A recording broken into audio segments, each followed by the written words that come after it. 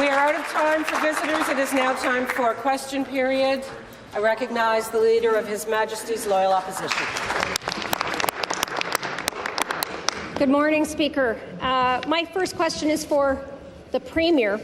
Last week, we found out that one of the Minister of Labour's hand-picked recipients of Skills Development Fund grants, Keel Digital Solutions, is now being audited for the funds that they received from the Ministry of Colleges and Universities. It's actually being handed over to the OPP. This is the same company that was hand-picked by the Minister of Labour to receive more government funding after that audit had already begun. So, Premier, what kind of due diligence did the Minister of Labour do before handing millions over to this company?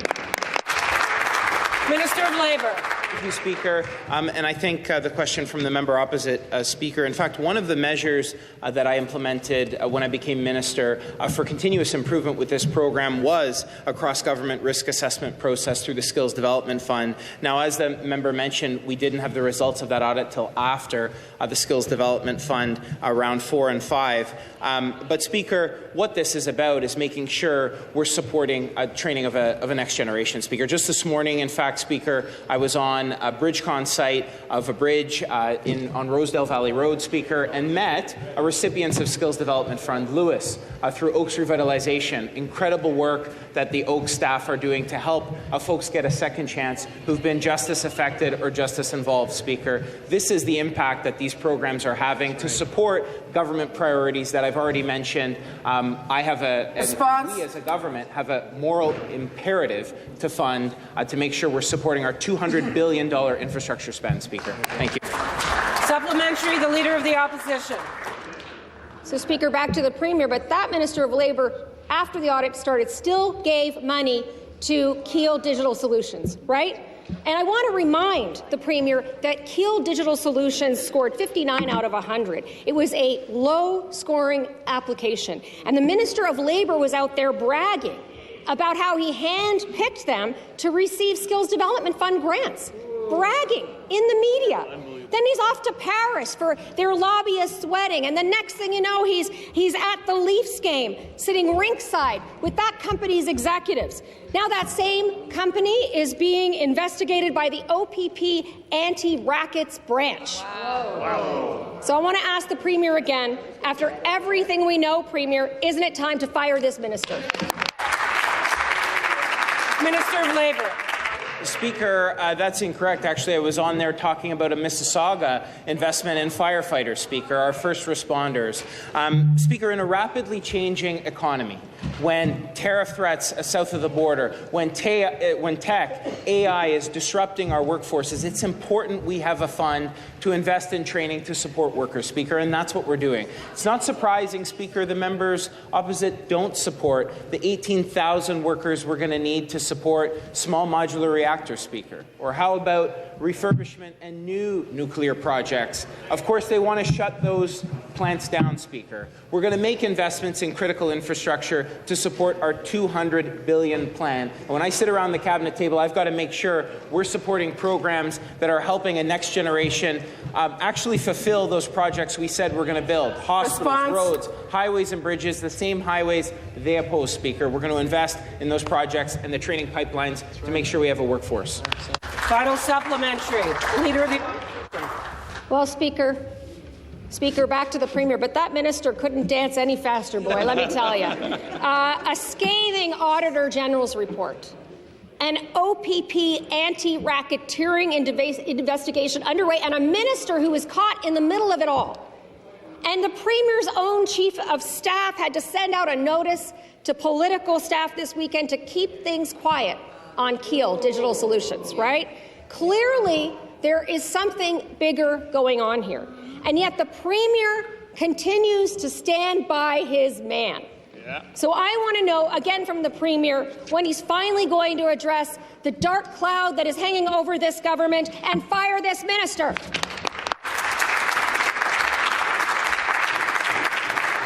Minister of Labour.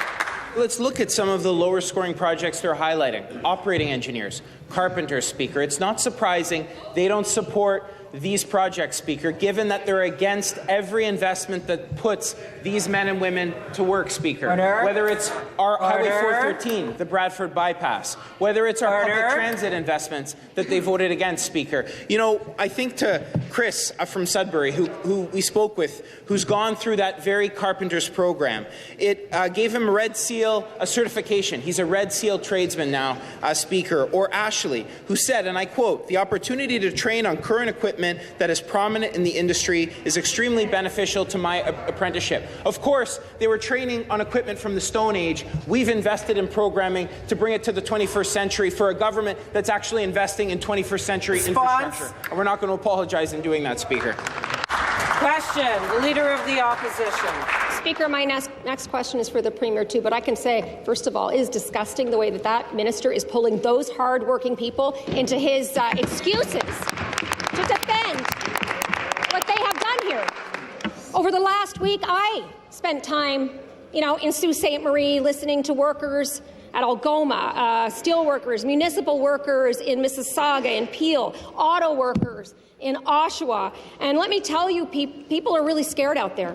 I'm sure you all heard it from folks in your ridings, too, over the last week, right? They are seeing jobs disappearing all around them, right? While this government continues to use this skills development fund as their friends and family special. And I can tell you, everywhere I went, people said, that's disgusting. That's what they said. Clients of the Premier's campaign manager, Corey Teneycke, received $100 million. Coincidence? I think not. And his favorite nightclub owner received $11 million. Question. Speaker, how many permanent jobs, full-time jobs, were created by handing out taxpayer dollars to the Premier's close and personal friends? Minister of Labour. Again, it's unfortunate the Leader opposite can't actually name one worker, one program she's spoken to, because she hasn't visited any of them, Speaker, to talk to them about the impact that this program is having. In fact, I know that her office has reached out to a number of unions who have said you're not welcome on our training site, Speaker, because they're appalled at what she's been saying, Speaker, for investments that are training their workers, for jobs of tomorrow, Speaker. I've spoken about that operating engineer. We made the investments in the programming so she can actually operate brand new equipment that she's going to see on a job site. Or the job site I was on this morning, Speaker, giving folks a second chance. Again, Oaks Revitalization in partnership with Leona Local 183. These are jobs that are supporting people and taking home very real paychecks to support an infrastructure plan that they oppose. An infrastructure plan that's building highways, roads and bridges that they oppose. That's investing in new nuclear that they oppose. We've got to get a next generation into these jobs, into the skilled trades, and we're not going to apologize in making those strategic investments. Supplementary, the Leader of the Opposition. Speaker, I've been to a lot of training centres, actually, had lots of tours. The one place I haven't toured yet is the strip club these guys were funding. But look, in Sault Ste. Marie, in Oshawa, in Hamilton, people are getting job notifications of layoff while this Premier is letting companies pack up and jobs walk right across the border. What they are not seeing is a jobs plan, Speaker, and this government is a jobs disaster. There is so much fear and frustration out there. This is starting to look, I got to say, Speaker, as well, a lot like the previous Liberal government's Job and Prosperity Fund scandal. The members opposite, many of them were in opposition in those days, and they called it a slush fund. We remember that. So I want to know from the Premier, when are you going to stop the pay-to-play scheme and actually deliver a jobs plan for Ontarians? Minister of Labour. Speaker, over 100,000 jobs supported through this fund. And so when I look and assess as Minister, Speaker, and we see a low-scoring project that's identified training on an exterior facade as an issue relative to the scoring, it's my job as Minister to make sure we're supporting that infrastructure, to assess it, to look at it, Speaker. This sort of work is happening on the ground all over Ontario. The operating engineer that I mentioned, Speaker, the carpenter, the folks that I met this morning getting trained at the BridgeCon site, Speaker. These are important investments we're making to support a next generation. In a rapidly changing economy, Speaker, you've got to make those investments to support that training, and that's what we're doing. And again, it's it's not surprising that they're against that, Speaker. They can't actually point to those projects, Speaker, because those are with labour unions that have abandoned their party, Speaker, because they abandoned those workers. And why? Because the very projects that put those workers to work, the critical infrastructure, the new nuclear plant, the new highway. Final supplementary. Well, look, Speaker, I got to say it is not what I'm hearing from working people out there. What I'm hearing is that they feel like they have been thrown under the bus by this government. That all of those important projects that their own members, by the way, dues are invested in, right? Those training centres, all of those projects across this province that they have invested in and that they depend on are under a cloud now of suspicion. One of those projects that went through the Colleges and Universities Minister is being investigated by the OPP.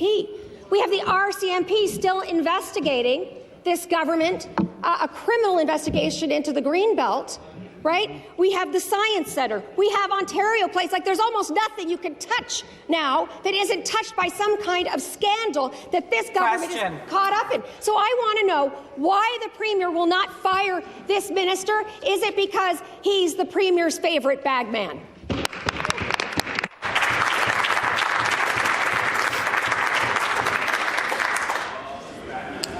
I recognize the member for the Bay of Quinte.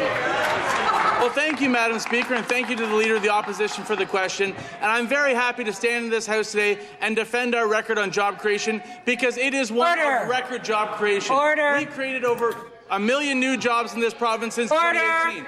We created 87,000 new jobs in the first 3 months of this year before the tariffs kicked in. Between June and September, we created 20,000 jobs in manufacturing. And in October alone, we created 55,000 jobs, leading this country and surpassing the entire United States by 30%. If you want to talk about a plan for tariffs, we've put forward $30 billion in tariff supports, including offsetting taxes for businesses, refunding WSIB premiums, $1 billion more into the Skills Development Fund, $600 million for Invest Ontario, $200 million for shipbuilding, $500 million for critical mineral processing. What's your plan?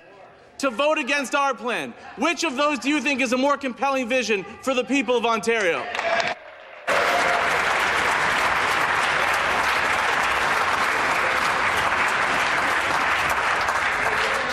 Question. I recognize the Leader of the Third Party. Speaker, and my question is for the Premier. So I don't know about your house, but in my house, every Sunday is a football day. And my wife, Linda, has the TV on all day, and she's a long-suffering Miami Dolphins fan. And halfway through Sunday morning, I hear her in the kitchen, and she says, "I can't take it anymore. They just won't stop." And I said, "What?" She said, "Those Protect Ontario ads. They're not helping anybody. They're not getting anybody a job." And I said, Linda, just wait. Calm down. Calm down. That's not true. The Premier is protecting one job, the Minister of Labour. So, Speaker, through you to the Premier, why is the only job in Ontario the Premier is protecting is the Minister of Labour's job? Minister of Labour.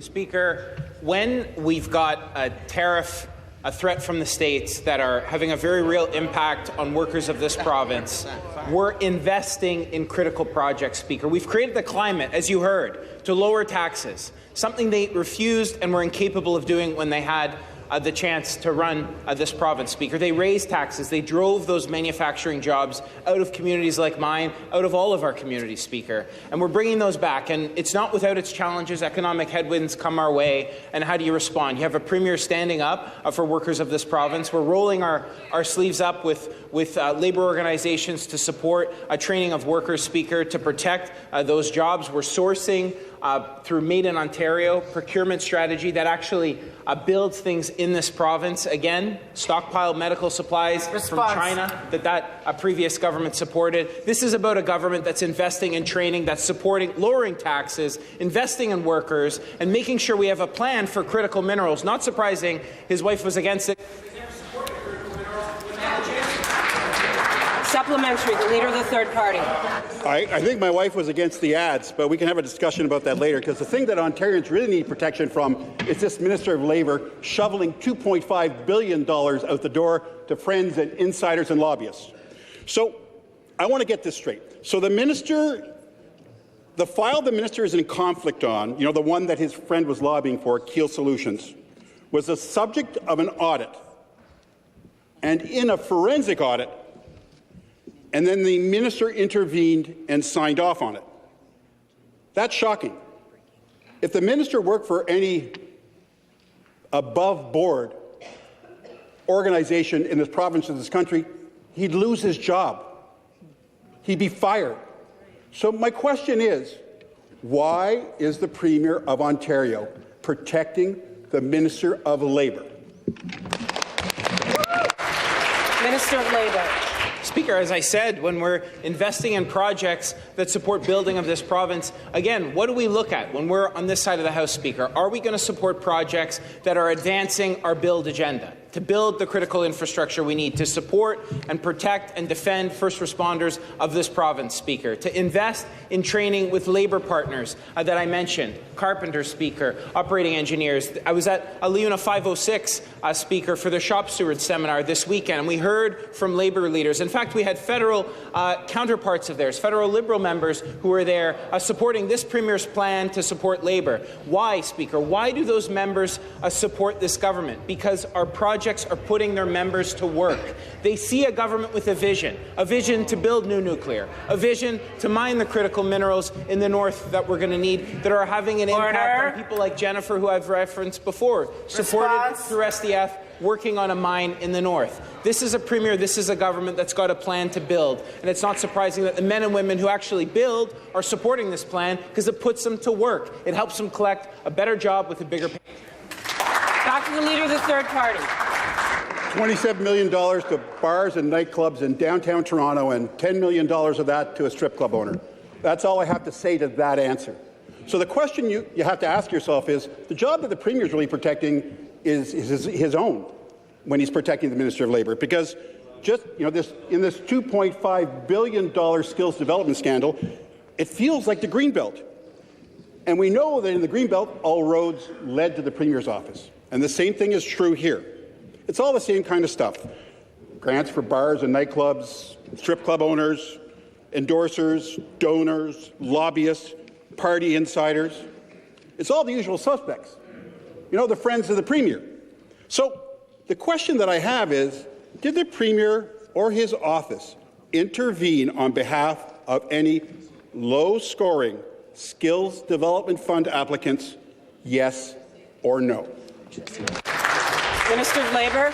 Speaker, no. And there is the member again denigrating hospitality workers, Speaker. Let's look at the event spaces in downtown Toronto, Speaker. Some of the largest event spaces to support events like the True Patriot Love Gala, Speaker, or large events in downtown Toronto. And that member is denigrating the only spaces that can support events of that size. These are men and women in front of house, back of house, Speaker, former staff members of their previous government who are working with Hospitality Workers Union on the front lines of supporting men and women in a ravaged sector through the pandemic that we're supporting with better training. We're not going to apologize. We have a world-class destination in Toronto. We've got to support the event spaces that put on some of the largest events our city sees, Speaker, and we're supporting the men and women, the front of house, the back of house, the hospitality workers that are the engine of our tourism economy, Speaker, and we're not going to apologize for doing that.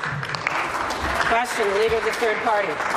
My question is for the President of the Treasury Board. So we know that that an investigation was put into Keel with regards to the audit that the Ministry of Training Colleges and Universities did, and that it was referred to the unit inside your Ministry for Forensic Audit, and that while that was happening, the company got another grant from the minister. So I guess the question is, who's on first here? How does it happen that you're putting out a grant to someone who's in forensic audit? And a forensic audit is, what you're saying to that person is, we don't trust what you're telling us. So I guess my question to the minister is, how the heck did that happen?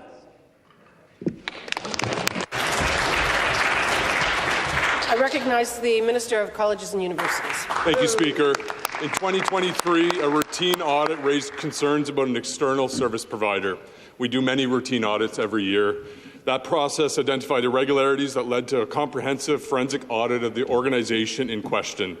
The results of this audit, received on November 5th, recommended that the matter be referred to the Ontario Provincial Police. Within 24 hours of receiving this report, the referral was made. All payments associated with this provider are currently under review, and further actions will be taking place based on the outcome. Out of respect for this process, I will not be commenting further on this matter. Back to the Leader of the Third Party. You missed the question. The question is, how did you internally allow this to happen? This is the people's money. Right? How can that happen? I mean, if I was the President of the Treasury Board, I wouldn't want to defend this minister either. I mean, for God's sakes, they gave money to a company called Scooty that does e-scooters. So I guess even the baby's upset. So I guess the question that I have here is, how can the people of Ontario trust that this minister of the President of the Treasury Board is protecting their interests when companies under a forensic audit are getting a grant from this government? I would like an answer to that question.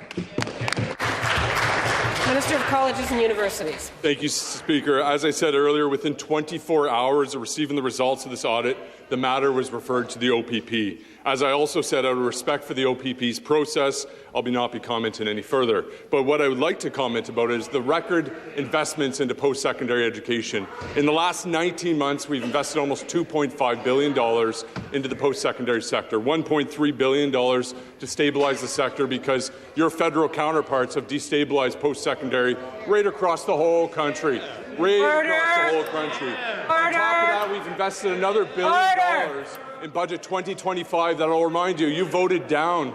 The member voted down on that $1 billion. Part of that was $750 million of STEM funding, which will fund up to 20,000 new funded seats in STEM programming on top of the 70,000 grads we produce every year. On top of that, we're also funding new nursing, new teaching, and new construction seats, Speaker. We'll continue being there for the sector while you'll continue pointing out everything that we should be working on, and we'll continue working on that without the help of yourself. Back to the Leader of the Third Party. Back to the minister. It's just like, while you've been shoveling $2.5 billion out the door in this skills development scandal, 10,000 workers at colleges have lost their jobs. So I don't think you should be too proud of what's going on. Now, the question here is, how is it that a company under forensic audit, actually, here's a better question. How is it that all of their grants haven't been audited and gone to a forensic audit? Can the minister answer that question? Can the President of the Treasury Board answer that question as to whether there's a red flag on Keel Digital Solutions and we're going through everything, all the money you've given them, because you've given them a lot of money. I think it's probably close to $40 million. That's a lot of money. Minister? Speaker. Back to the Minister of Colleges and Universities. Thank you, Speaker. What I will remind the member opposite is that operating funding is the highest it's ever been in Ontario's history. It's estimated to be $5.8 billion this year alone, Speaker, which is a 12% increase from 23-24, an 8% increase over last year, Speaker. But we know that the people of Ontario elected this government because they trust us with the post-secondary sector. They know we will make fiscally responsible decisions, Speaker. They do not trust the opposite Liberals to be able to do that because, Speaker, let's be honest here, the last time the Liberals were in power, tuition went up almost 43% under the Liberals when they were in power, Speaker. We have high inflation right now and unaffordability right across all of Canada. We just know that if the Liberals were in power, students would not be able to afford to go to post-secondary education. We'll continue being there for the sector time and time again. Question. Recognize the member for Ottawa Centre. Speaker, in 2018, the Premier stood in front of voters and promised, and I quote, "I won't take rent control away from anyone, period." He said he would maintain the status quo, but Bill 60 guts tenant protections. It cuts notice periods in half, it fast-tracks evictions, and his own Attorney General admitted that he wants to end month-to-month leases so that corporate landlords can adjust tenancy arrangements based on market conditions. Speaker, can the Premier show us one single study, one piece of evidence, any data at all that proves that kicking more people out of their homes faster will build a single new unit of housing? Great. Minister of Municipal Affairs and Housing. Well, thank you, Speaker. What the opposition doesn't want to admit is that rent costs are coming down because we're creating the conditions to get more rental businesses started. Speaker, since 2022, we have seen 51,000 new starts. We've seen 17,000 starts over last year, up 38%. Speaker, with supply, and we're creating the conditions to get that supply, creates competition. And with competition, rents get lowered. We're seeing a 40-month low in terms of what rents cost people in this province, Speaker. We are strengthening the Landlord-Tenant Board. We're bringing balance back to the Landlord-Tenant Board. For too long, delays and inefficiencies have hurt this province, have hurt that sector, such as young professionals looking for their first place to live. We will always protect our most vulnerable with a balanced Landlord-Tenant Board. Back to the member for Ottawa Centre. Speaker, this Premier didn't answer the question because they can't. Right. Because this bill doesn't build homes. It destroys housing security. Speaker, over 80,000 Ontarians are homeless right now. The LTB is broken because they broke it, not because tenants have too many rights. So let me ask this directly. When a single mother gets evicted in 7 days instead of 14 because her ODSP check is late, when a senior loses their appeal because you cut their time in half, when students are kicked out so that corporate landlords can jack up their rent, how does this build the housing that we desperately need in this province? Excellent.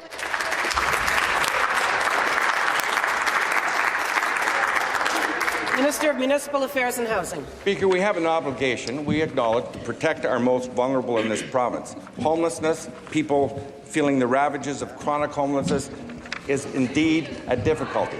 Speaker, the bottom line is when you take a look at, and here's the stat, they don't like the realities here, but Ontario recorded 20,480 shelter spaces in 2025, with 18,215 spaces occupied, 88.9%. Speaker, that is down from 95% occupancy. There's progress being made. Opposition Leader will come to order. Progress is being made, Speaker. We have significant investments coming ahead. We're going to be working closely with the National Housing Strategy of the federal government and our municipal partners. And while homelessness remains difficult in this province, we are seeing some progress. I told you the results. The Landlord-Tenant Board is part of that progress. We're bringing fairness. We're bringing balance back to the Landlord-Tenant Board, and the Attorney General is going to do a great job of making sure more hangers are heard often. Recognize the member for Etobicoke Lakeshore. Thank you, Speaker. On Thursday, we heard from the patient ombudsman that complaints from the healthcare system have risen again, and it highlighted cases of people leaving emergency rooms without being seen. We know the healthcare system is being underfunded by $3.4 billion this year, yet this government refuses to acknowledge or even address the crisis facing patients, frontline staff, and healthcare organizations. This is a matter of priorities. And we know exactly where this government's priorities lie. Since last week, we've learned more from the Skills Development Fund. We've learned that more than $7 million went to 2 dental organizations with direct family ties to the previous minister, and the father of one of those dentists received $3 million for their business. The police are now investigating another grant recipient that received $37 million in taxpayer money under the government's watch. Given this $2.5 billion skills development scandal, will the minister do the honourable thing and resign? Member for Essex. Madame la Présidente, I'm happy to address the funding of the healthcare system, which the member just spoke about in her question. When this government first took office in 2018, the healthcare budget for the province of Ontario was approximately $62 billion. It now stands at over $90 billion, which is an increase of approximately 50%. The investments that this government has made in the healthcare system in the province of Ontario, which I might add is a publicly funded healthcare system, are historical. Nobody has invested more money in the healthcare system in the province of Ontario than this PC government and this Premier. We will continue with those investments, Madam Speaker, because those investments are important to the people of Ontario. Response? They believe in their publicly funded healthcare system, and we are there to continue that system because we believe it is important. Thank you. Etobicoke Lakeshore. Thank you, Speaker. I just do want to remind that we have the lowest per capita spending in healthcare in the country by far. Last week I was in Ingersoll, though, where I heard about the impact of the auto plant closure that is hitting families and small businesses hard. Affordability is a real concern. Yet, the most recent round of Skills Development Fund grants, nearly two-thirds of the $345 million went to organizations led by PC donors. People in communities like Ingersoll are losing jobs, and people are feeling let down. The process behind the selection of grant recipients in the $2.5 billion Skills Development Fund scandal is blatantly unfair, not transparent nor accountable. How does the Premier justify the Labour Minister staying in this role? Minister of Labour. Speaker, thank you, Speaker. As I've said, ministerial oversight to ensure we're supporting government priorities that get people jobs and get them to work, Speaker, in critical sectors of our economy. The member spoke about automotive. Premier and I had a good sit-down with members of Unifor. We've supported them through the Skills Development Fund with respect to EV, with respect to hybrid, adaptability, ensuring we have a workforce that have the skills that they need. It's been tough, Speaker. You know, I was on the front line with Unifor members, chatting with them in Brampton the other day, Speaker, and I understand. This is challenging, it's tough, but what they want to know is that they've got a Premier who will have their backs, who will make sure we have a procurement policies that support Buy in Ontario, Made in Ontario, a Minister of Economic Development who works to create the conditions to attract world-class investments. We've seen billions upon billions, over $50 billion in investment, Speaker, to support that sector. And we've got to weather it, and we've got to work with members of our labour partners to support the training, to have the backs of workers, to create a competitive climate that supports them. We're investing in their action centres. We've been responsive to the redesign of that program to support their needs, and we'll always have their back. Thank you. Question. I recognize the member for Carleton. Thank you, Speaker. My question is for the Minister of Finance. Speaker, people across Ontario want to see our economy continue to grow and thrive. They want more jobs, they want safe supply chains, and they want our government to keep standing up for them as global threats grows. We all see what's happening around us. New tariff threats from Donald Trump, rising trade risks, pressure on our businesses and workers. Last week, our government released a full economic statement. It showed a clear plan to protect Ontario, to build and to keep our economy moving forward. Speaker, can the minister explain how the full economic statement will help protect Ontario jobs and support local businesses in the face of rising trade and threats? I recognize the member for Peterborough-Kawartha. Thank you, Madam Speaker. Let's actually take a step back in history here. Back in the spring, we released our budget for 25-26, and it had some fantastic measures in it. And just last week, we did the fall economic statement, giving Ontario all the information that they need to know about what we're doing and how we're progressing on it. And let's talk about what that fall economic statement was all about. It's about unleashing Ontario's economy. And how are we doing that? We're doing it through things like the Ontario Together Trade Fund, a $100 million increase in that, because we want to make sure that companies in Ontario are prepared, have the tools that they need to continue in that fight against tariffs with Donald Trump. But not just that, Madam Speaker, we also had the Ontario Made Manufacturing Investment Tax Credit. That is a tax credit for companies to reinvest back into themselves here in Ontario to give them the strong business sense that they need to continue having a strong economy here in Ontario. Supplementary, the member Carlton. Thank you, Speaker, and thank you to the Minister for his answer. Speaker, we all know that Ontario's strength comes from our workers and our industry. Steel, auto, mining, manufacturing, information technology, these sectors support whole regions and thousands of families. But they face real risks today. Unstable market, rising costs, and high interest rate. Pressure from decisions made from outside our border, including threats from our friend Donald Trump, is hitting Ontario industries hard. People want to know that their jobs are protected. They want our government to continue supporting them when times get tough and to keep sectors strong. Speakers, can the Minister explain how our government is protecting major industries and supporting workers our global trade threats to grow? Thank you. Peterborough Kawartha. Thank you, Madam Speaker. The entire purpose of this is to make sure that Ontario is the greatest place in the G7 to invest, to do business. And that is what we're doing. And how are we doing it? We're driving prosperity and we're protecting jobs. Just look at Darlington with the SMRs that are being built there. 18,000 construction jobs being created. Ontario is the leader worldwide in SMR technology. We'll show the world we will be the first to connect SMRs to the grid. On top of that, when you look at what the investment is at Algoma Steel, the electric arc furnaces, steel industry is one that has been very severely hit by tariffs.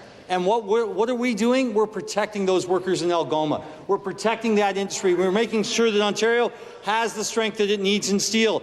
All of this while keeping a clear path to balance. And you don't just have to ask us about it. Ask the credit agencies who've said Ontario has a clear path to balance, and that's why they have given us the upgrades. I recognize the member for Thunder Bay, Superior North. Thank you, Speaker. To the Premier, in 2018, your government fired all experienced landlord-tenant board adjudicators, left positions vacant for years, and then appointed inexperienced adjudicators. Kinaway Legal Clinic does incredible work serving people all over northwestern Ontario, but it is one of over 130 organizations calling for the repeal of Bill 60 because it scapegoats tenants for a mess your government created and will push thousands more into homelessness. Premier, will you fix the Landlord-Tenant Board so both tenants and landlords can receive timely justice? I recognize the Attorney General. Thank you, Madam Speaker, and that's pretty rich coming from the other side, who failed to support this government when we put $26 million into fixing a back office. Madam Speaker, that was left in ruins by the previous government supported by that party, Madam Speaker. That's just one piece, Madam Speaker. The second piece we did is increase the number of back office administrators to help with the flow. Madam Speaker, last year there were 106,000 cases heard, and the year before that was 80,000. So the increased number, while it was significant, also at the same time we decreased the backlog, Madam Speaker. We have decreased the backlog by 80%, and we are almost at balance, Madam Speaker. And they also didn't support, Madam Speaker, when we doubled the number of adjudicators from 40 to 80 full-time adjudicators. They are trained, they're in seats, and they're doing hearings, Madam Speaker. And this member from that party supported none of it. Back to the member for Thunder Bay, Superior North. Mr. Speaker, I must note that they created the backlog in the first place, so I'm glad you're trying to address it, but frankly, it's not because we didn't vote for it. The elimination of rent controls and easy approvals for above-guideline rent increases have led to thousands of people unable to afford a place to live, and yet fast-tracking evictions is this government's idea of addressing homelessness. You also removed in-person hearings, making it very difficult for low-income tenants to get a fair hearing. Speaker, through you to the Premier, if the government's goal is to restore fairness to landlord-tenant relations, will you reinstate in-person hearings and hire sufficient qualified adjudicators so that tenants and landlords can receive timely and fair hearings? The Attorney General. Madam Speaker, I find it very unprofessional, the vitriol that she has for adjudicators. Madam Speaker, our tribunals are full of professional adjudicators, people who have been recommended by the tribunals, appointed trained, and they're in seats, Madam Speaker. They do very serious and important work. They do work that is important for both landlords and tenants. To suggest, Madam Speaker, that they have some sort of agenda or that there is some sort of inadequate individuals in those seats is an absolute insult to the hundreds of professionals who are working for the province on behalf of both landlords and tenants. Madam Speaker, I am very proud of our record of those who have been appointed to the Landlord Tenant Board, the Social Benefits Tribunal, the Animal Care. All 13 of those tribunals, Madam Speaker, are working with professionals. I'm very proud to stand behind every single one of them that we've appointed. Thank you, Madam Speaker. I recognize the member for Ajax. Thank you, Speaker. You know, when I got here to Queen's Park, I hoped we could advance some important issues. Instead, we're seeing that this government's lighting money on fire with the fantasy tunnel under the 401. And because of the $2.5 billion Skills Development Fund scandal, we're now seeing a forensic audit referred to the OPP, and $10 million has gone to organizations associated with a strip club. Meanwhile, we've got a youth unemployment crisis, and Ontario is not taking the necessary steps to ensure that we can shape the future of AI instead of it shaping us. Speaker, through you to the Premier, we should be talking about important things like developing a strategy on AI. But is this government's current strategy to distract the public with Skills Development Fund scandals? Premier, when will the scandals end?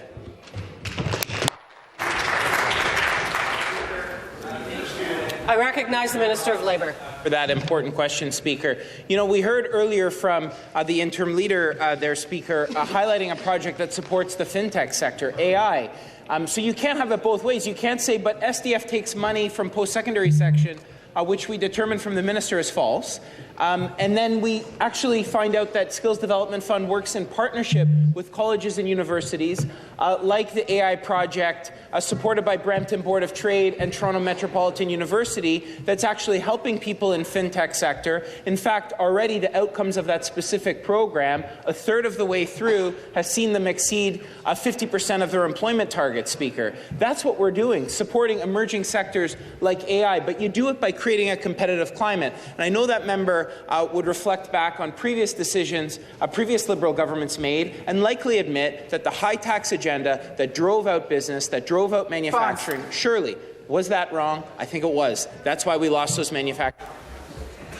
Back to the member for Ajax. Thank you, Speaker. It seems like the government is happy to continue to talk about the Skills Development Fund and the scandals that we see time and time again, instead of taking responsibility for 7 years of sticking its head in the sand. Speaker, I've introduced a private member's bill that would create a Made in Ontario strategy on artificial intelligence. It's a plan to retain and invest in our world-class talent and support our post-secondary institutions. It's a plan to grow Ontario's economy, to make sure that every person and region in our province can win on AI. Ontario does have all the tools it needs to be successful, but it doesn't have a plan, it doesn't have a strategy, and it needs to take action. Speaker, will the government commit to creating a plan on artificial intelligence by supporting my bill on Wednesday and sending it to committee so that members in this chamber can hear from experts and stakeholders on AI? Back to the Minister of Public and Business Service Delivery and Procurement. Thank you very much. Thank you very much, Madam Speaker. And to the member opposite, I can tell you the Government of Ontario has a plan with respect to artificial intelligence. In fact, I spent the summer traveling and meeting AI companies. And let me tell you a little bit about our AI ecosystem here in Ontario. Ontario is the second largest tech cluster in North America after Silicon Valley, 400,000 workers right here in Ontario. Last year, 101% growth in AI jobs, over $2.6 billion invested, in over 17,000 jobs directly related to AI were created last year here in Ontario. Also, Speaker, 70 new AI companies created right here in Ontario, 27 new companies moving to Ontario. That's a 312% increase year over year. We are leading the pack across Canada in AI, both in adoption and forward-looking legislation. Thank you, Speaker. Question. I recognize the member for Hamilton Mountain. Thank you. Thank you, Speaker. My question is for the Minister of Transportation. People in Hamilton know how important strong roads and highways are. Every day, thousands of Hamiltonians use them to come to Toronto for work, school, and appointments. My residents rely on safe roads that keep traffic moving and keep our economy strong. For years, under the Liberals, major projects were delayed. Drivers sat in traffic, families lost time, and businesses paid the price. But our government and this minister is taking real action. We are rebuilding our roads, we are fixing key links, and we are working with our municipal partners to get it done. Hamilton commuters depend on the Gardiner to get where they need to go. Speaker, can the minister please explain how the government is helping drivers by rebuilding the Gardiner faster and protecting Ontario's infrastructure? I recognize the Minister of Transportation. Thank you very much, Madam Speaker, and thank you to the member for Hamilton Mountain for her question. Speaker, we were told it would take 3 years to repair the Gardiner Expressway, one of the most critical and vital pieces of infrastructure in this province. There are over 140,000 people that travel the Gardiner each and every single day, and that's why Premier Ford stepped in to ensure that we invest an additional $73 million to ensure that this project went 24/7 and ultimately saved us over 18 months. We've completed the Gardiner and it is now open 18 months ahead of schedule, Madam Speaker. This investment will save drivers over 22 minutes each way, Madam Speaker, and it continues on our plan to build this province. Whether it's the Gardiner, building Highway 413, or the Bradford bypass, we're going to continue to get shovels in the ground. Supplementary, the member for Hamilton Mountain. Thank you, Speaker, and thank you to the minister for his answer and for his leadership. Speaker, people in Hamilton know all too well what gridlock feels like. When the Gardiner slows down, Hamiltonians, my residents, are impacted. Our workers, our students, and our families rely on that route every single day to get where they need to go. Unlike the NDP and the Liberals, we know that gridlock has real impact on daily lives. Long delays hurt our economy, slow down goods, and they take precious time away from loved ones. Speaker, our government knows we cannot grow an economy without strong roads. We can't accept travel times jumping by more than 200%. We need faster action and smarter building. Speaker, can the minister share how cutting down the Gardiner construction timelines in half will help Hamiltonians and protect Ontario's economy? Back to the Minister of Transportation. Thank you very much, Madam Speaker. Studies suggested that this gridlock would cost over $273 million over the years. That's why we stepped in with a proactive plan to ensure that we had 24/7 construction on the Gardiner Expressway, not only saving $273 million in productivity, but also getting it open 18 months in advance. 22 minutes back in individuals' times when you're traveling to and from the city. Madam Speaker, that is real change. Gridlock cost this economy $56 billion, and that is why we are continuing in our plan to invest over $100 billion between transit projects and highway projects, whether that be the Hamilton LRT, which is another project that we are currently delivering on, or whether it be highway infrastructure projects along the QEW and the expansions that are coming there. We are committed to building in this province, and we're going to continue to get shovels in the ground and deliver results. I recognize the member for London North Centre. Speaker, my question is to the Premier. CAMI workers have been stuck waiting for updates about Minister Jolie's talks with GM, but that deadline came and went with nothing at all. The federal government got GM to the table and at the very least pretended to stand up for workers. It's been almost a month. From the province, it's been crickets. What has the Premier and his government done to support CAMI workers? Because right now, it looks like a solid nothing, and workers deserve far better than a government that chooses silence over standing with them. Minister of Job Creation and Trade. President Trump's tariffs are causing chaos and uncertainty across the country. The global economy, we are seeing downward pressure on consumer spending in the auto sector and beyond. Now, rest assured, Speaker, that we are in very close contact with GM and with our Labour partners. The company knows that their Ontario operations are integral to the success of General Motors, And that's why they're exploring new opportunities for the Ingersoll facility, along with our government. We're going to be there to support all the workers that are affected, whether it's through the $20 million Protect Ontario Workers Employment Response Centres or other supports that we are providing. We will never turn our backs on Ontario's world-class auto workers. Back to the member for London North Centre. Speaker, I understand the Premier is quite busy shoveling money to his donors and worried about the RCMP investigation, but he could at the very least show up at Kami and Ingersoll and stand up for workers. The workers at Kami are strong. They've said nothing comes in and nothing goes out. If GM tries to remove even one single thing from the plant, we are ready to take over. We are not kidding. We will do whatever it takes to protect our jobs, our members, and the future of this plant. This government could learn from the backbone of these workers. The Premier hasn't even shown his face in Ingersoll. My question, will the Premier do whatever it takes to protect Kami jobs and the future of the plant? Back to the Minister of Economic Development. Speaker, back in 2018, every single auto company was in trouble, and every single auto company was preparing to leave Ontario like they had before we were elected. Premier Ford said, enough is enough. What do we need to do to save the 100,000 auto worker jobs? We made investments. We attracted companies from around the world.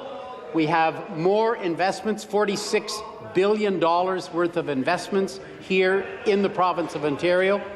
These parties across voted against all of these investments to save those 100,000 workers, Speaker, and they continue to vote against every support that we put in place. Come on, guys. I recognize the member for Ottawa Vanier. Thank you, Madam Speaker. My question is for the Minister of Health. Speaker, just weeks ago, I asked this government to invest in frontline solutions to the toxic drug crisis. The minister responded by tooting heart hubs, but what we're seeing in Ottawa tells a different story, Madam Speaker. The Sandy Hill supervised consumption site is now being forced to cut weekend hours, not because the need is going down, but because provincial funding has not kept pace with soaring demand. Over half of overdoses are already happening outside the site. These aren't numbers, Madam Speakers, these are lives. So I ask again, how can the minister claim to be addressing this crisis when her government inaction is literally forcing life-saving services to scale back while overdoses rise in our streets? Member for Essex. Speaker, we heard the message loud and clear from the parents of the province of Ontario that they were tired of stepping over needles on the sidewalks as they walked their children to school in the morning. And that is why, Madam Speaker, we took the action to shut down the drug injection sites that were located within 200 meters of either a school or a child care centre, because we don't want our children exposed to that type of activity on their way to school or on their way to the child care centre. We have implemented Heart Hubs. Heart stands for Homeless Addiction Recovery Treatment Hub. It's a place where you can go if you want to recover from an addiction. It's a place where you can go to get your life back and to get back on the road to recovery. We now have approximately 20 Heart Hubs open in the province of Ontario. This is the road to recovery, and we support the Heart Hubs. Thank you. Back to the member for Ottawa Vanier. Speaker, I'll respond to that we don't want our children to die. Speaker, the consequences of underfunding are playing out in real time. This year alone, the Sandy Hill Consumption and Treatment Services diverted 86% of overdoses from ERs. Without weekend coverage, those overdoses will happen in alleyways, stairwells, and washrooms, placing more pressures on hospitals, paramedics, police, and small businesses. Meanwhile, this government squanders $2.5 billion with its slush development fund. In October, I warned that if the consumption and treatment services are weakened, communities will pay the price, and that's exactly what's happening? Will the minister finally acknowledge that cutting hours without replacing support is not a solution and commit to stable, sufficient funding and a coordinated strategy before more lives are lost? I recognize the Associate Minister for Addictions. Thank you, Madam Speaker. Madam Speaker, the existing drug injection sites acts like a revolving door, Madam Speaker. Instead, our government wants to focus on stopping the revolving door and stopping the whole system of giving tools to the people, Madam Speaker, for this drug injection site. We want to focus on the path to recovery, Madam Speaker. That's why we have invested 4 times more each hard hubs across the province, Madam Speaker, getting almost 6.3 million, Madam Speaker. I'm going to give you some data that I think everyone in this House will agree with it, Madam Speaker. The drug injection site system only serves 1,600 people per year. Once fully implemented, the hard hub system, Madam Speaker, it will serve over 65,000 people annually in our communities, Madam Speaker. We will continue to invest to make sure treatment and recovery is there for people who need it. Thank you, Madam Speaker. And just a reminder to members to please remove your cell phones from your desk when you're speaking. I recognize the member for Brantford-Brant. Thank you, Speaker. My question is for the Minister of Red Tape Reduction. Speaker, Ontario families and businesses want our economy to remain strong and stable. They want to know that our government is ready to respond to the economic threats that we face today. President Trump's tariff threats are growing. They are putting pressure on our jobs, on our supply chains, and on our communities. Speaker, we cannot wait. We must act now to protect our province. Our government has been clear. Reducing red tape is key to keeping costs down, speeding up approvals, and helping businesses stay strong against new risks. Speaker, can the minister explain how removing red tape is helping protect Ontario's economy and shield families and businesses from these economic threats? Thank you. I recognize the Minister of Red Tape Reduction. Thank you, Speaker, and thank you to the member for Brantford-Brant for his great advocacy and bringing red tape reduction ideas from his constituents. He truly believes in common sense policies, and under the previous government, he knows businesses faced up to $33,000 in annual red tape costs. In fact, Ontario had the biggest regulatory burden of any province in Canada.